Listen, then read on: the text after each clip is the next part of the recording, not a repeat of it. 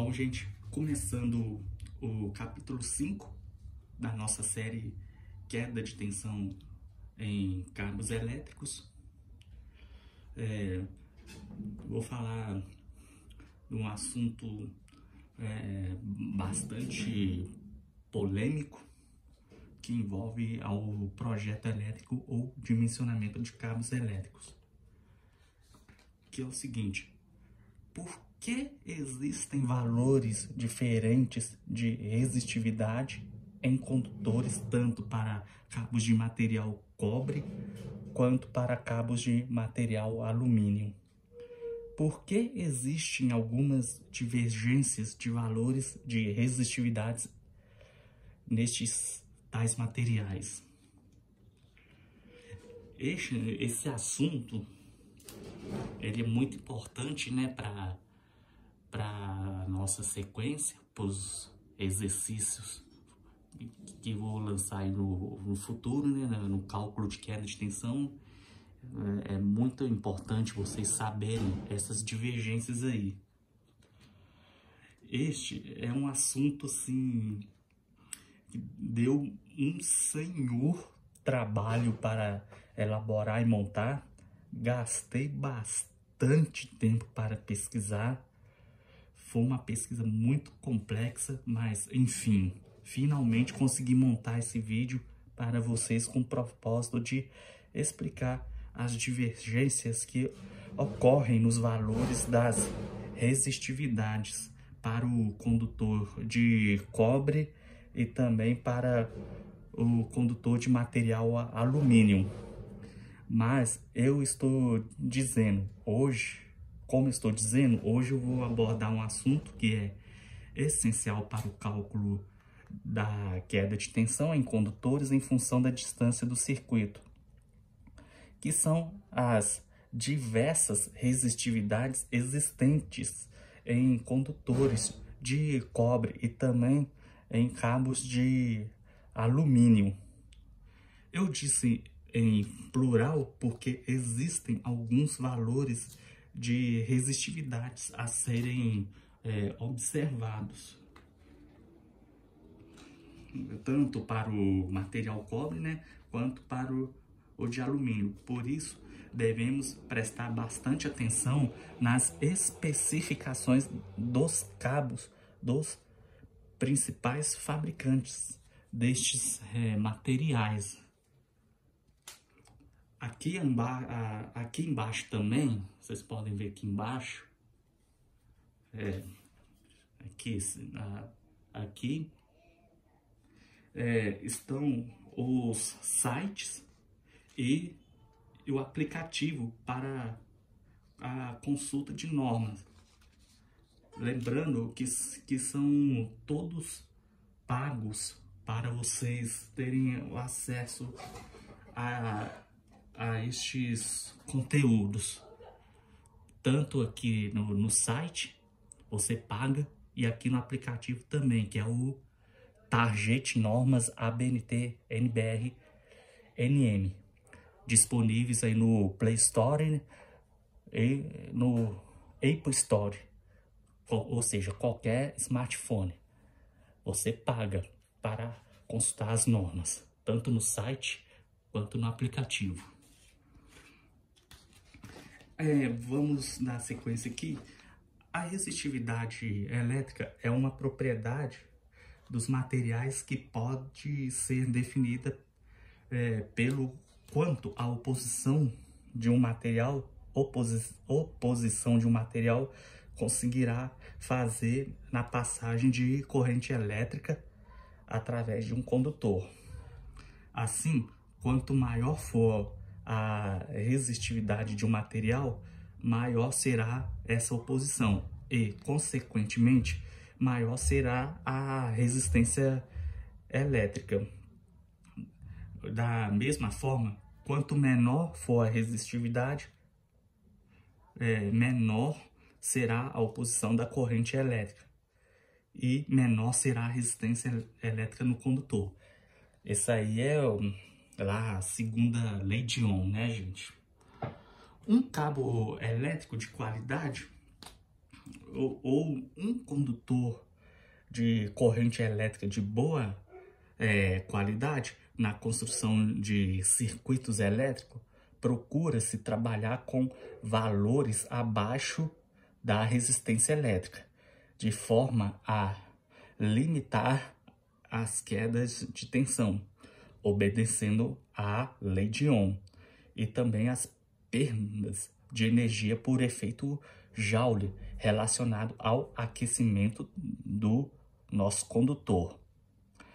É importante lembrar a vocês que a boa qualidade de construção dos condutores é justamente para entender de forma mais fácil as instalações elétricas, evitando despadronizações de condutividade ou resistividade sobre tais condutores no ato da instalação elétrica, ou seja, eliminando instalações elétricas de forma desproporcional em relação à norma ABNT NBR 5410, por exemplo. Visto que a queda de tensão estipulada pela própria norma NBR 5410 é de no máximo 5% em relação à tensão nominal fornecida pela concessionária de energia para a unidade consumidora, né? Ou seja, a nossa casa, o nosso comércio e até mesmo a nossa indústria, né? A queda de tensão tem que ser no máximo 5% em relação às faixas de tensões nominais fornecidas pelas concessionárias de energia para as unidades consumidoras. Isso aí também expliquei muito bem nos vídeos anteriores desta série que eu estou apresentando para vocês. A queda de tensão, né? Expliquei bastante lá nos outros vídeos. Bom, essas faixas de tensão aceitáveis significam que a concessionária de energia deve entregar uma tensão secundária mínima e uma tensão secundária máxima para seus clientes. Isso referente à tensão secundária de baixa tensão. Tensão secundária pode a saída lá, transformador, né? Um dos exemplos aí, né? Vamos lá então. Ou seja, a tensão secundária seja 127 volts, 220 volts, 380, dependendo da região do Brasil. Independente da rede ser monofásica, bifásica ou trifásica. Tudo tensões secundárias de baixa tensão. As companhias de energia devem monitorar constantemente essas faixas de tensões para evitar penalidades aplicadas pela própria agência regulamentadora ANEEL, ANEEL, e evitar possíveis processos judiciais de consumidores, caso mesmo consigam comprovarem perante a vara do consumidor a queima de certos equipamentos em função da tensão inadequada. Tensão inadequada, subtensão ou até mesmo sobretensão fornecida para o tal consumidor. Bom, referente à faixa de tensão, vamos dar apenas um exemplo aqui. Se a sua tensão nominal fornecida pela concessionária de energia para a gente for de 127 volts monofásico, a faixa de tensão que a concessionária deve entregar para os seus clientes deve variar entre 116 e 133 volts. Tensão mínima de 116 volts e tensão máxima de 133 volts. Lembrando que tensão alternada, tá, gente? É tensão alternada. As faixas de tensões, logicamente, são regulamentadas pela ANEEL, né, que é a Agência Nacional de Energia Elétrica, com o objetivo de padronizar tensões fornecidas pelas concessionárias e, consequentemente, forçar as mesmas em manter a qualidade do nível de tensão elétrica e também para evitar problemas nas instalações elétricas em unidades consumidoras, como, por exemplo, o mau funcionamento ou a queima de equipamentos elétricos. Lembrando que 127 volts é a tensão aqui na região que é sudeste, né? Minas Gerais, por exemplo. Voltando aqui. Portanto, a queda de tensão de 5%, determinada pela norma NBR 5410, é referente às faixas de tensões mínima e máxima que as concessionárias de energia disponibilizam para nós consumidores, lá no ponto de entrega do poste da unidade consumidora, né, que é o poste do padrão de energia ou poste do medidor de energia da unidade consumidora, gente, e a variação de tensão da rede saindo lá do ponto de entrega do poste da unidade consumidora, rede secundária de baixa tensão do transformador. Queda de tensão no máximo 5% de 116 volts, que é a tensão mínima. Queda de tensão máxima também, né, 5% de 133 volts, que é a tensão máxima, 133 volts, considerando a tensão de referência 127 volts, aqui, que é a tensão aqui de Minas Gerais, né, fase neutro. Fase aqui em Minas é 220 volts, tá, gente? Bifásico, fase 1 e fase 2. Mas fase e neutro aqui em Minas é 127 volts. E alguns estados do Nordeste, do Sudeste brasileiro. Não se esqueçam disso, tá, gente? Esse percentual, juntamente com a resistividade ou condutividade informado pelos fabricantes de condutores, são fundamentais para calcular a queda de tensão no alto do projeto elétrico e instalação elétrica de segurança, né? Que esse percentual de 5% aí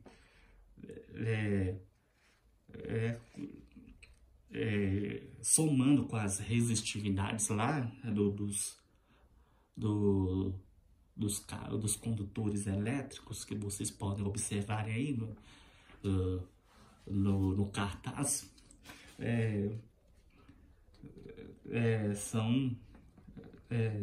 essas resistividades são informadas pelos fabricantes de condutores, tá, gente? São fundamentais para calcular a queda de tensão no ato do projeto elétrico ou instalação elétrica feita aí por um eletricista, pelos engenheiros, projeto elétrico realizado por engenheiros, né? Instalação elétrica, isso aí é uma instalação elétrica de qualidade e segurança, ou seja, não dá problema nunca, né? Garante aí a longevidade dos condutores elétricos. E essa queda de tensão, igual eu já falei, é 5% estipulada pela NBR 5410 que nós projetistas calculamos para um dimensionamento de bitolas ou seções nominais corretas de condutores elétricos em função da distância percorrida pelos condutores em um circuito do medidor de energia ou quadro de distribuição até a carga através das fórmulas disponíveis para se aplicar os cálculos das seções nominais dos condutores de instalação elétrica, né? Ou a partir, igual eu falei nos vídeos anteriores, né? A partir também do ponto de entrega, que é a conexão entre a rede pública e a rede da unidades consumidoras lá no alto do poste particular do cliente, da unidade consumidora. Eu expliquei muito bem isso lá nos vídeos anteriores. Anteriormente, mencionei a palavra condutância, né? eu cheguei a citar aqui condutividade, agora há pouco. Essa palavra condutância, explicando sucintamente para vocês o que é a condutância. Essa condutância é a condutividade elétrica e é definida como inverso da resistividade elétrica. Ele é o inverso, né? E essa tal condutância mostra, a condutância, ela mostra a facilidade do material, que é o nosso condutor elétrico, né? O nosso fio, que tem em conduzir corrente elétrica. É o nível de facilidade que o condutor conduz a corrente elétrica pelo seu meio físico. Os formulários de condutividade são manifestados de fração, né? Com a letra grega Rho no denominador. Letra grega Rho no denominador. Depois eu mostro lá, quando nós formos lá tiver lá na série Lei de Ohm, segunda lei de Ohm, eu mostro a letra Rho. Ou seja, a letra Rho fica embaixo. Aqui no momento não, apesar daqui estar relacionada à letra grega Rho, a letra grega Rho na fórmula vai ficar no denominador. Então é um assunto para o próximo vídeo, tá, gente?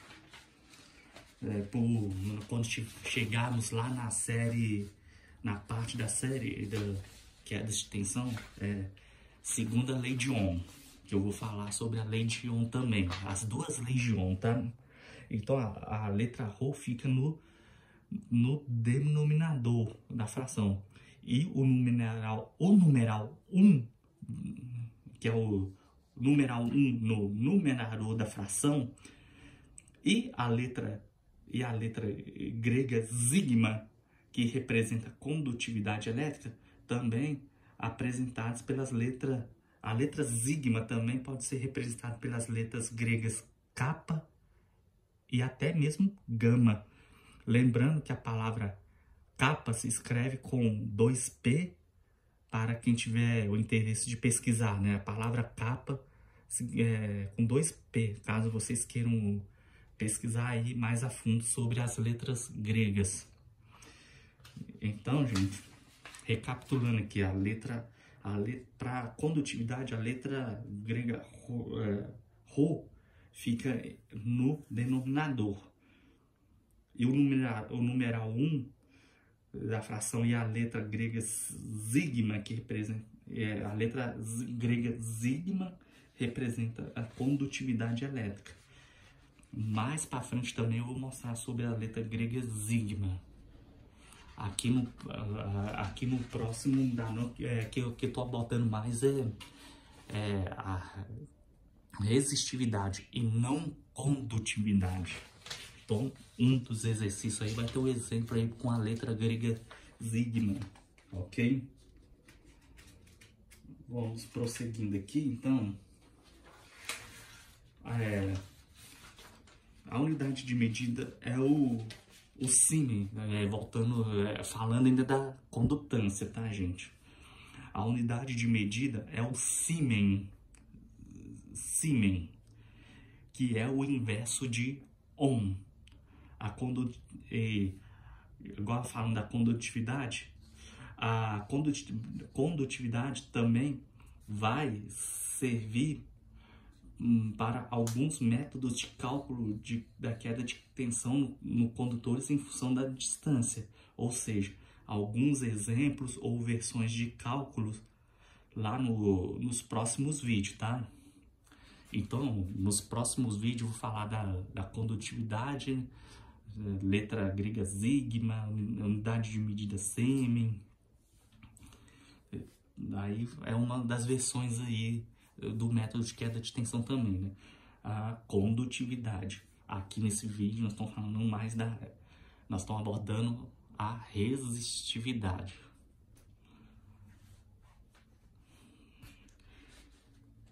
E retornando aqui, né, para os nossos materiais, cobre, alumínio, aos tipos de materiais, cobre e alumínio. Só para concluir o meu raciocínio, os materiais mais utilizados na fabricação de condutores elétricos, né, obviamente, são o cobre e o alumínio, pois oferecem as melhores características técnicas, como resistividade, flexibilidade e resistência, e tração também, além de trazer economia de gastos financeiros, visto que estes materiais, visto que esses materiais, desculpa que me perdi, visto que os materiais como o ouro e a prata apresentam resistividade menor do que a do cobre e a do alumínio, né? Ouro e prata têm resistividade menor do que o cobre e o alumínio, mas obviamente o elevado custo financeiro de compra de cabos fabricados com materiais ouro e prata limita a utilização destes, usado apenas em aplicações especiais. É super importante dizer que a norma NBR 5410 está perfeitamente casada com a primeira e a segunda lei de Ohm, que vai ser o assunto dos próximos vídeos aí, né? A primeira e a segunda lei de Ohm. E que foram, com a segunda lei de Ohm, eles fizeram experimentos elétricos que deram muito certo com a invenção ou estudo físico do matemática George Sirm Ohm.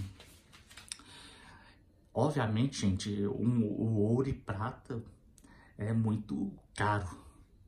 Isso é mais do que lógico. Ninguém vai fácil dar o preço do material ouro e prata.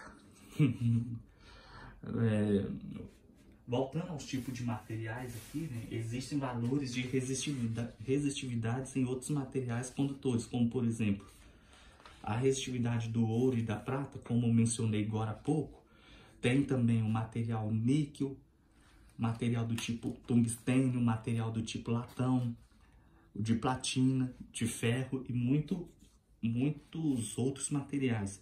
Porém, nesta gravação de hoje, evidentemente, vou focar apenas nos cabos de cobre ou alumínio, que obviamente são os dois materiais mais utilizados nas instalações elétricas de maneira geral, além de serem ótimos condutores, principalmente tratando-se de material tipo cobre. Os valores de outros materiais são amplamente divulgados em livros e na própria internet. Se quiser saber mais sobre os outros valores, né, os valores dos outros materiais, é só consultar aí nos livros e no Google, né? Os valores de resistividade dos cabos, pelo qual vou citar mais adiante neste mesmo vídeo, devem de forma obrigatória obedecer, pode ser ou nesse vídeo ou no vídeo seguinte, para o vídeo não ficar longo, tá, gente? Deve de forma obrigatória obedecer às normas técnicas aplicadas pelos fabricantes de condutores elétricos, ou seja, tais valores de resistividade em cabos são padrões, né? Tem que seguir o padrão certinho aí, seguir a norma corretamente, né? Estes valores jamais deverão ser alterados e fugir das regras estipuladas. Naturalmente, devido às concorrências diversificada existe no mercado nacional de produção e comercialização de condutores, todos os fabricantes de cabos possuem uma certificação ISO, Organização Internacional para Padronização, e conformidade com as normas técnicas em todo o processo de produção dos cabos elétricos. A conformidade das normas nos dá a garantia de que todo produto ou serviço obedece aos critérios técnicos exigidos pela gama de normas ABNT.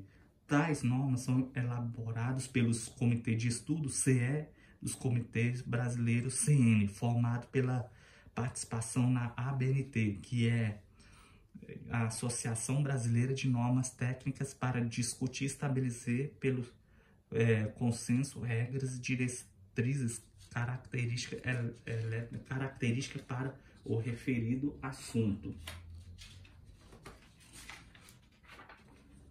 Por exemplo, fabricações de cabos devem obedecer ao padrão EACS, que é o Padrão Internacional de Resistividade Elétrica, International Unlaid Copper Standard, ou Padrão Internacional de Cobre Reduzido. É o padrão elaborado para os aspectos construtivos de condutores, de forma padronizada. Os materiais utilizados na fabricação de condutores são, em geral, o cobre e o alumínio. O cobre deve ser eletrolítico, ou seja, refinado por eletrólise de pureza mínima de 99%, recozido têmpera mole de condutividade mínima 100% EACS a 20 graus Celsius. Vou repetir a sigla. O EACS é o Padrão Internacional de Resistividade Elétrica.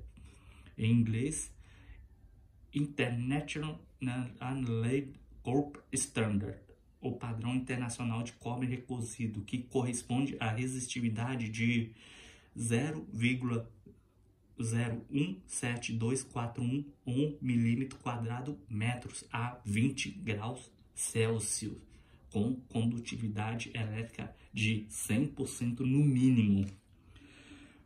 O alumínio puro utilizado em condutores isolados é normalmente de temperatura e de condutividade 61% IACS a 20 graus Celsius. O IACS é uma referência tanto para cobre quanto para o alumínio. Voltando para o valor de resistividades, alguns documentos do site de fabricantes, etc., adotam o valor de resistividade por quilômetro.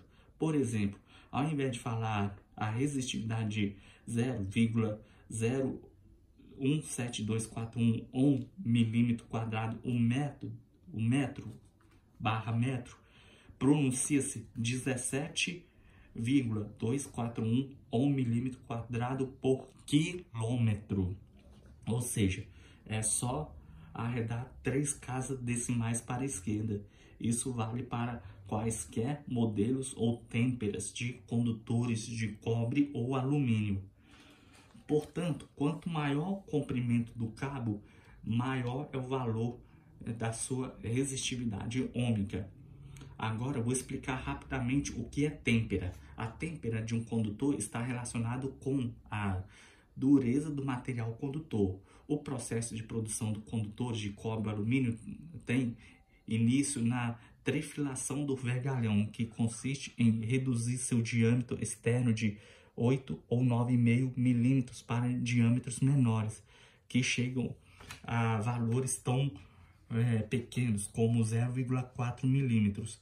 Esta redução de diâmetro em um processo a frio endurece o fio devido ao encroamento sofrido pelo material. Olhando pelo microscópio, ocorre uma modificação nos grãos do metal. Didaticamente, podemos dizer que o grão sofre um processo de estiramento, ficando compridos e com baixo alongamento.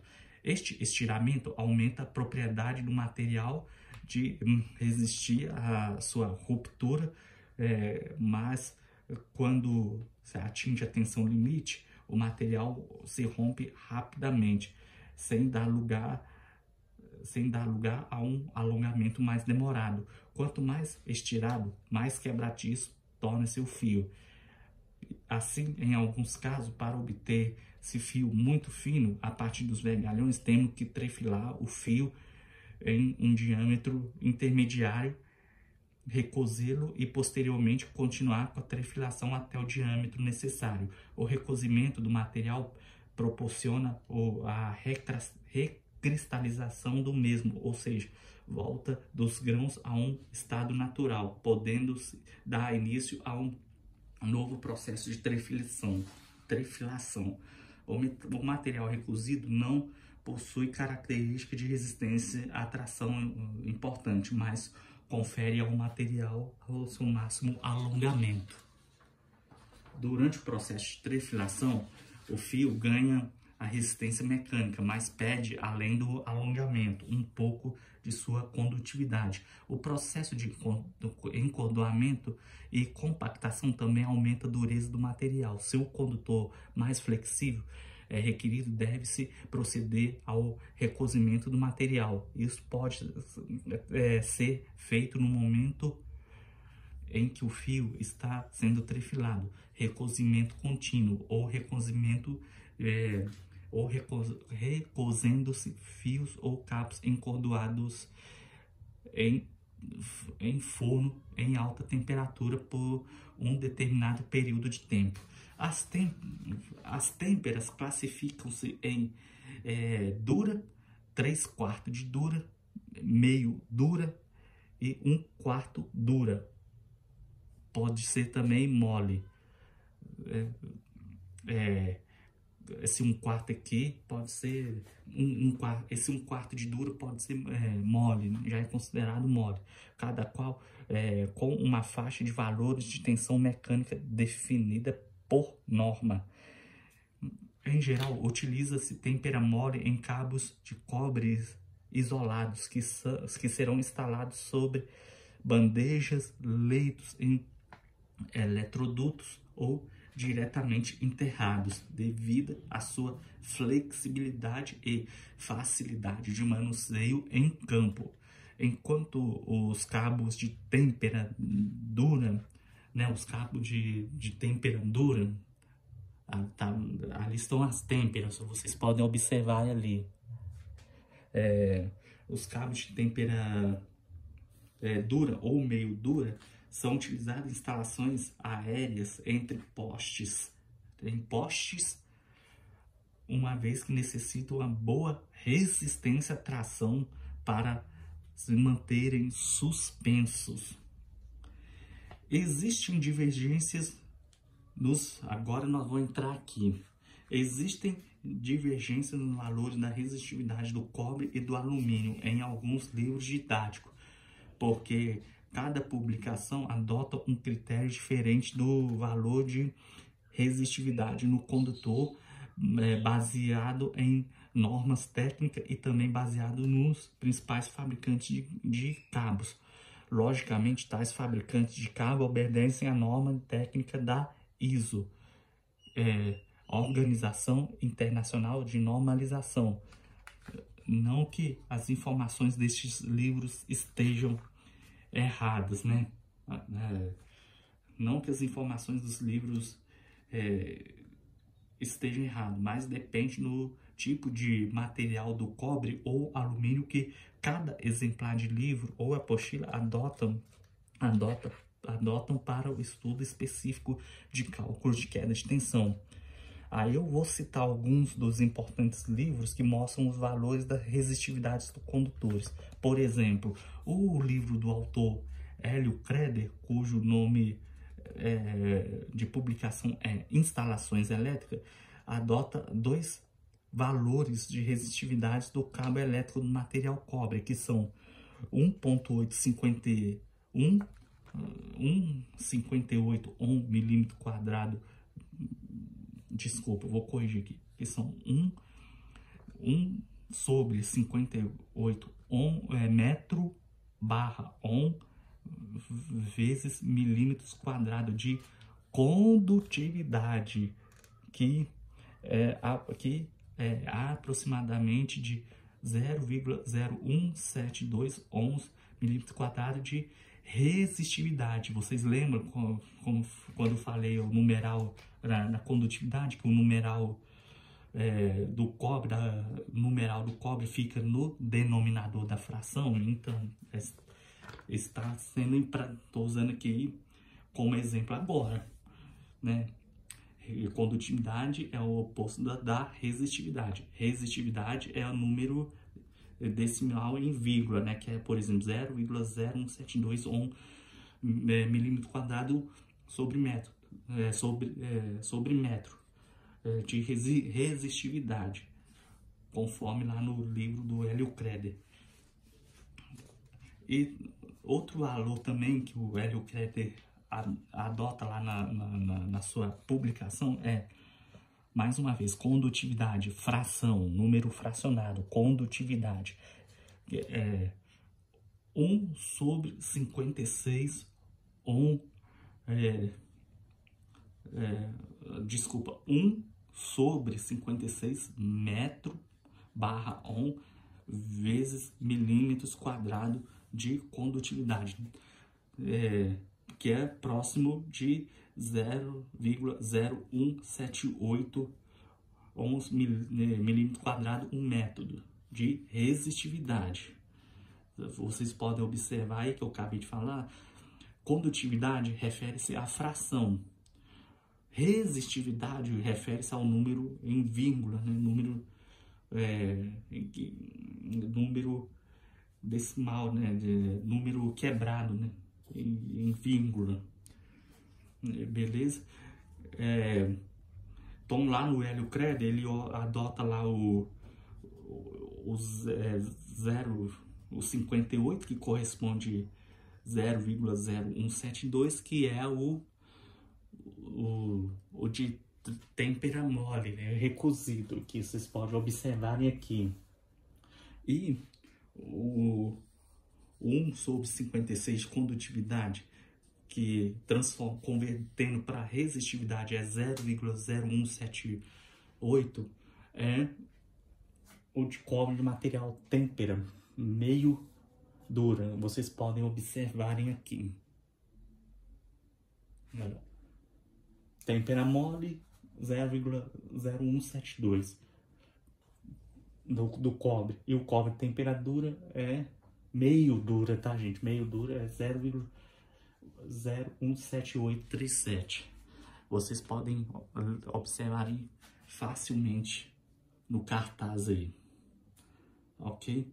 Tudo isso a 20 graus Celsius de temperatura.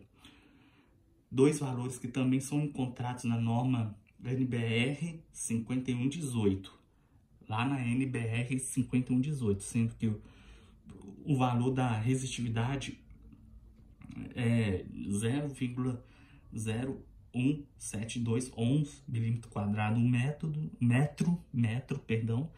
é para cobre de têmpera mole. E o valor da resistividade de 0,0178 milímetro quadrado metro é para o material cobre de têmpera meio dura. É o que bate aí também com a norma, né? Livro do Hélio Creder e com a norma NBR 5118. Ou seja, é importantíssimo seguir essa norma.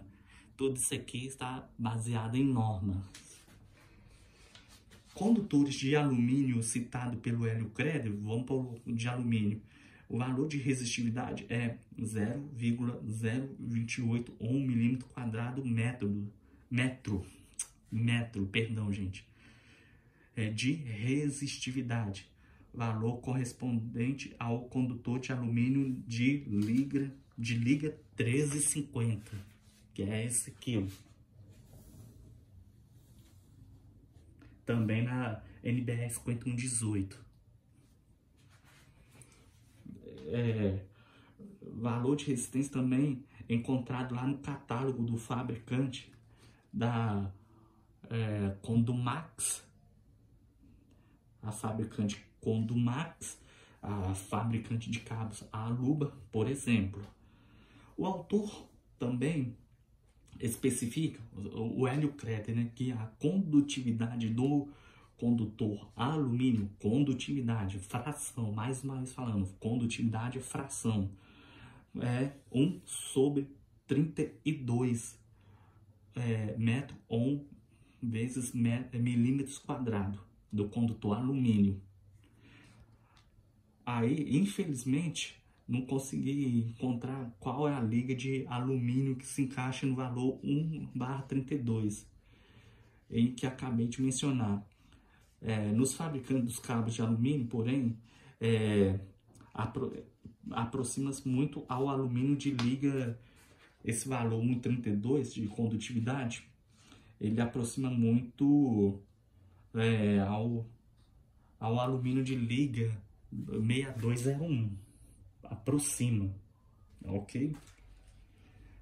E é o de 0,03281 milímetros quadrados metro.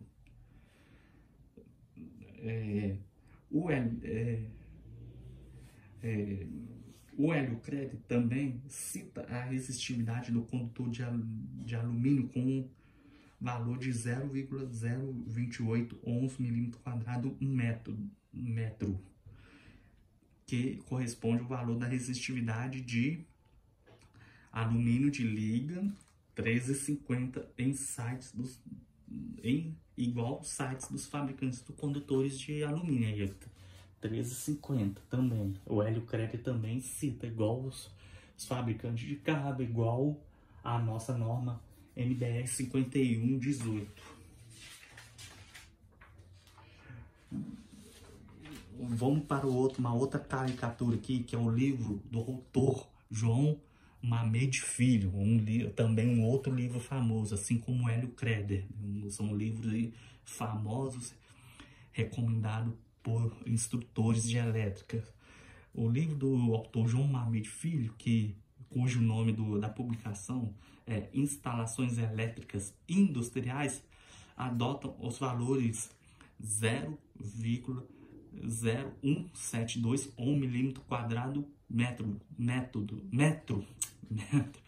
Oh, gente, esse método não sai da minha cabeça, da minha língua, quer dizer, é 0,0172 milímetro quadrado barra metro, que é o cobre do tipo têmpera mole, do João Mamed Filho.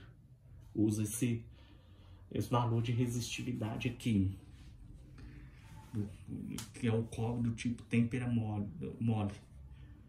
E 1/56 milímetro quadrado barra metro, cobre de têmpera meio duro. No caso, ele utilizou a fração. Fração, o que é? Mais uma vez falando, está atrelado à condutividade. Não se esqueçam disso. Já o condutor de alumínio, o livro do João Mamed Filho, informa que o valor é 0,0267 milímetro quadrado metro de resistividade, correspondente aos cabos de alumínio com alma de liga de alumínio, CAAL ou ACAR, que é em inglês Aluminium Conductor, Aluminium Alloy Reinforced. Cabo descrito também lá no catálogo, vocês encontram esse valor lá no catálogo da fabricante Nexans e da famosa Prysmian. Prysmian é a mais conhecida, tá, gente? Mas tem outros bons cabos de Nexa, Prysmian. Vamos para a publicação do livro Ademaro Cotrim, cujo o nome é Instalações Elétricas. Informa que os valores dos cobres são de 0,01724 milímetro quadrado metro a 20 graus Celsius, que é o nosso cobre de têmpera mole ali, ou recozido, né? Também informa a resistividade do cobre de 0,01 17837 milímetro quadrado metro a 20 graus, que é o cobre de têmpera meio duro. E também informa o valor de resistividade de 0,017930 milímetro quadrado metro a 20 graus Celsius, que é o cobre de material duro. Só para vocês observarem lá em cima, tá muito bem mostrado ali, muito bem citados. Isso aí lá no livro do Ademaro Cotrim. É um livro muito... o que recomenda o livro do Ademaro Cotrim é o nosso conhecidíssimo aí, né, no ramo de elétrica já há algum tempo, o Luciano Duque,